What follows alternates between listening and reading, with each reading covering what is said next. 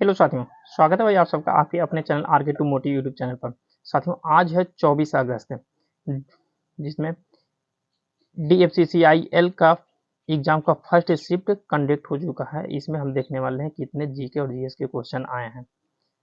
अच्छा, यदि आप इस वीडियो का पीडीएफ पाना चाहते हैं तो आप हमारे टेलीग्राम चैनल को ज्वाइन कर लें। इसका लिंक डिस्क्रिप्शन में दिया जाएगा। चलिए आइए वीडियो को स्टार्ट करते हैं। पहला क्वेश्चन आपसे पूछा गया,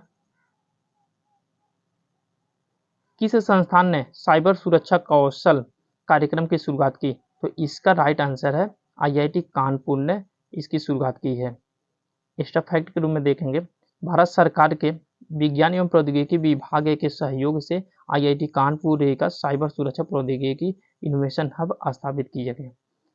अगला क्वेश्चन आपसे पूछा गया, क्वेश्चन नंबर 2, सत्यशोधक समाज की स्थापना किसने की? तो इसका राइट आंसर है ज्योतिबा फूले ने सत्यशोधक समाज की स्थापना की थी। यदि आपसे डेट पूछता है तो 24 सितंबर 1873 हो जाएगा। स्टफ फैक्ट के रूप में देखें, सत्यशोधक समाज का अर्थ क्या होता है? तो सत्य अर्थात सच की खोज करने वाला समाज।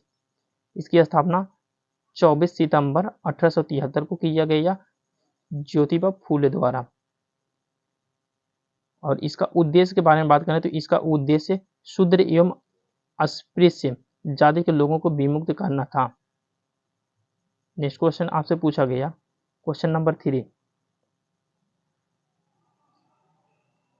काल बैसाखी किस राज्य की स्थानीय हवा है? काल बैसाखी किस राज्य की स्थानीय हवा है? यहाँ पर देखेंगे स्थानीय हवा ये है पश्चिम बंगाल की स्थानीय हवा है। यदि आपसे केवल बैसाखी पूछता तो वो हवा ना होकर के वो त्योहार हो जाता। एक्स्ट्रा फैक्ट में देखेंगे, काल बैसाखी हवाएं बिहार झारखंड क्षेत्र से निकलती हैं और पूर्व की ओर बढ़ती हैं और पश्चिम बंगाल और उड़ीसा से टकराती हैं और यहाँ पर काफ़ी नुकसान पहुँचाती हैं, जैसे बिजली, गरज, ओलावृष्टि इसमें होता है। अगला क्वेश्चन देखेंगे, क्वेश्चन नंबर आपसे 4 पूछा गया, कौन सा सदन कभी भंग नहीं होता है? तो इसका राइट आंसर है राज्यसभा। राज्यसभा कभी भंग नहीं होता, बल्कि इसके एक तिहाई सदस्य प्रत्येक दूसरे वर्ष सेवानिवृत्त हो जाते हैं।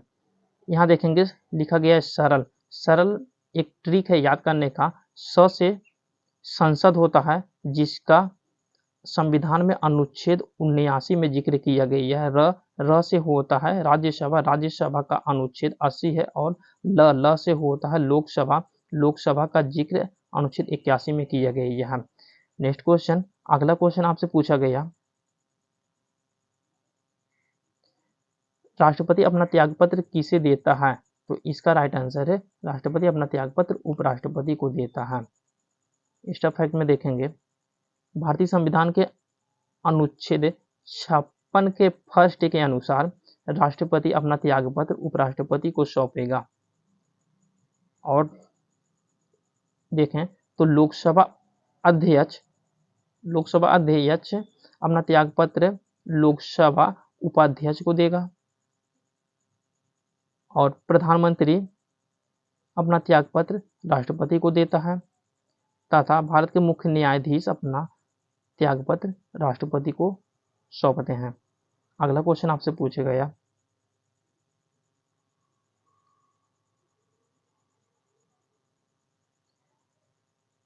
आईपीएल 2023 की विजेता टीम कौन है? तो इसका राइट आंसर है चेन्नई सुपर किंग। यहाँ पर देख सकते हैं वीडियो चित्र। अच्छा, आईपीएल का पूरा नाम देखें तो इंडियन प्रीमियर लीग होता है। और इसमें एक्स्ट्रा फैक्ट के रूप में देखें तो एक्स्ट्रा फैक्ट में आप देखेंगे 2023 के विजेता चेन्नई सुपर किंग है, उपविजेता गुजरात टाइटंस है।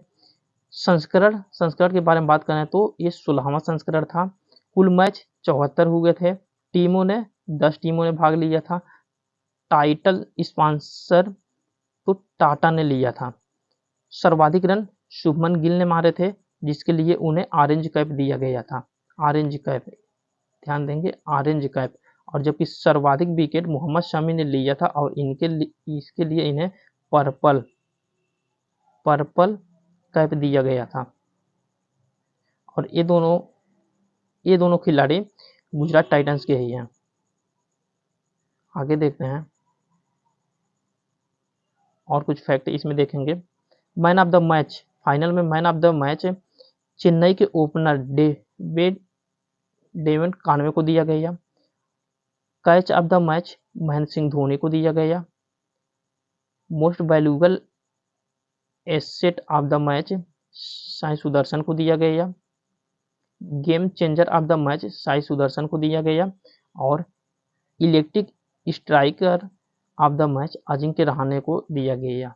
आप देखे होंगे अजिंक्य रहाणे ने इस आईपीएल में बहुत अच्छा प्रदर्शन किया था। अगले क्वेश्चन को देखेंगे। अगले क्वेश्चन से पढ़ने से पहले साथियों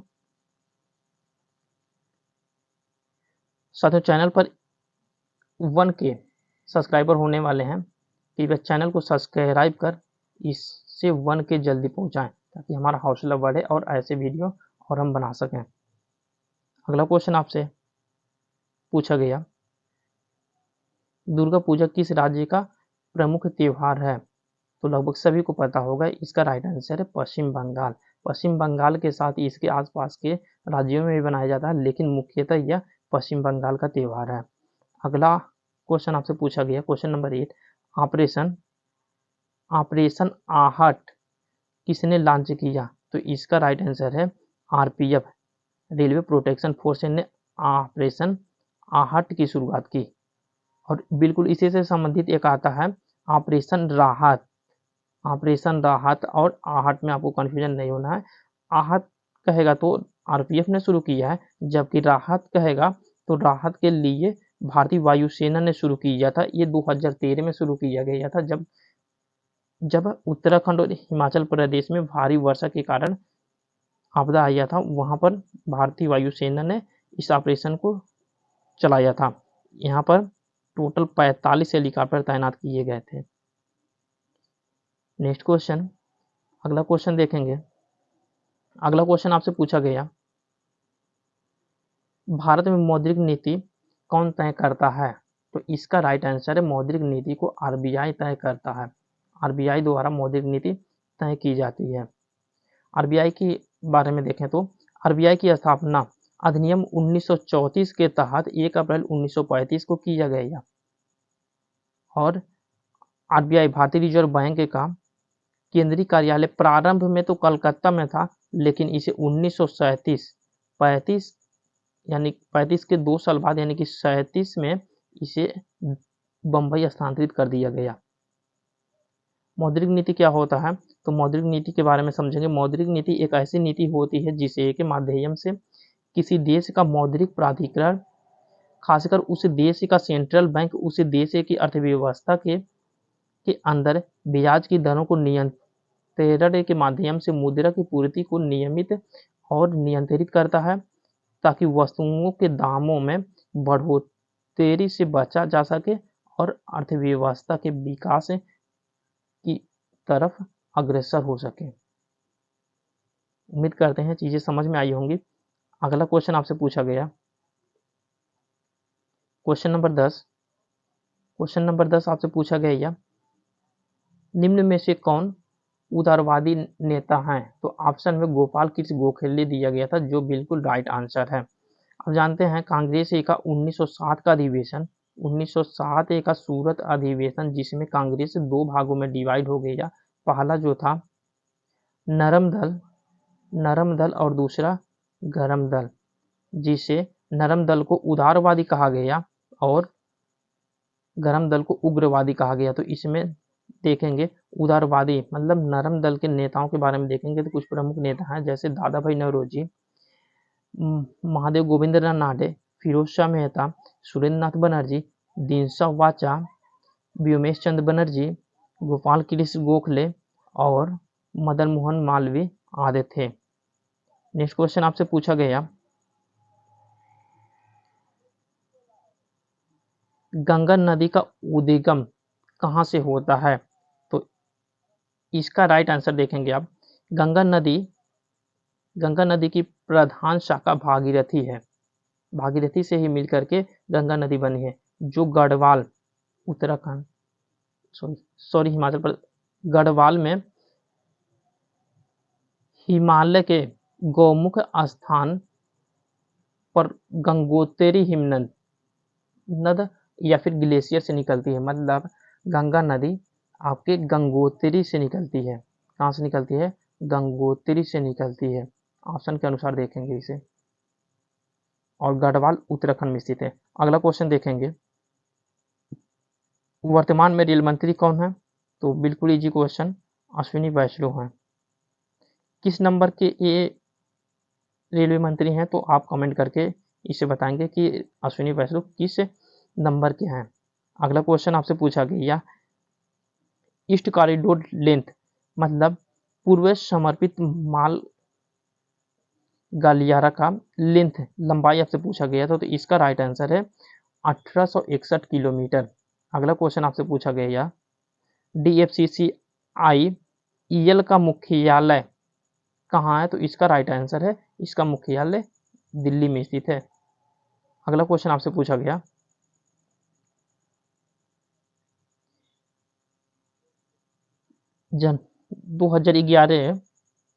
2011 की जनगणना के अनुसार सर्वाधिक अनुसूचित जनजाति मतलब एसटी परसेंटेज वाला राज्य कौन सा है? तो इसका राइट आंसर है मिजोरम।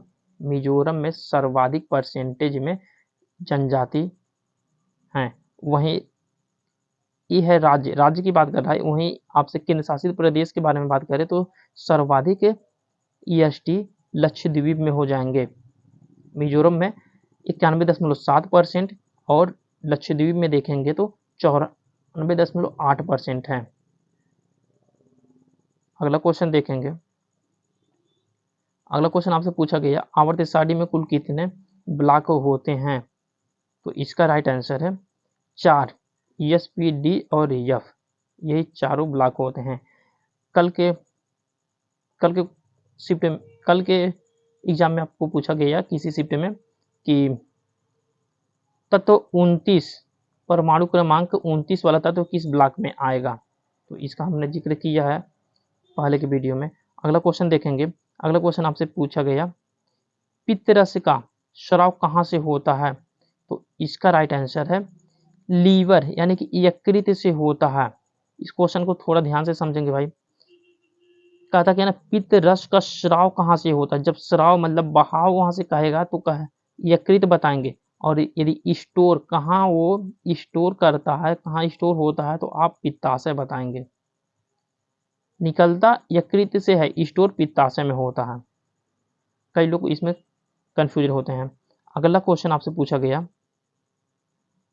भारत में प्रिंटिंग प्रेस कहाँ पर स्थित है? तो 4 ऑप्शन दिए गए थे, जिसमें से एक ऑप्शन आप को मैसूर भी दिया गया था। बात करें तो करेंसी प्रिंटिंग प्रेस के तो भारत में टोटल 4 स्थान पे हैं। जैसे पहला मैसूर हो गया, दूसरा देवास हो गया, और तीसरा सालबोनी हो गया, और चौथा हो गया आपका नासिक। कुल 4 स्थान पे हैं।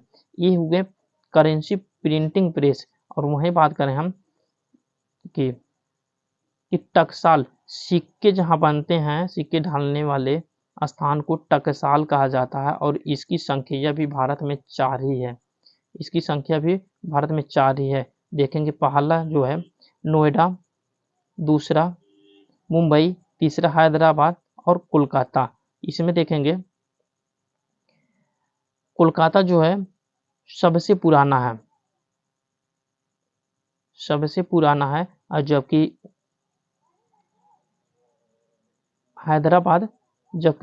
हैदराबाद सबसे नया है।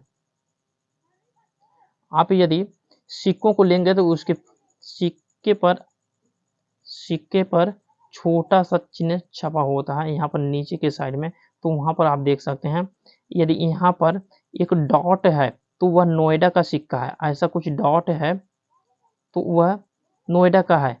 और यदि बर्फी आकार का ऐसा कुछ है आकृति तो वो मुंबई का है। और यदि आपसे स्टार वाला देखिए, यदि स्टार है तो हैदराबाद का वो सिक्का बना है। और यदि कोई मार्क नहीं है उस पर तो वो कोलकाता का है। वीडियो अच्छा लगा हो तो वीडियो को लाइक करें और चैनल को सब्सक्राइब करें। धन्यवाद। मिलते हैं सेकेंड शिफ्ट के क्वेश्चन में।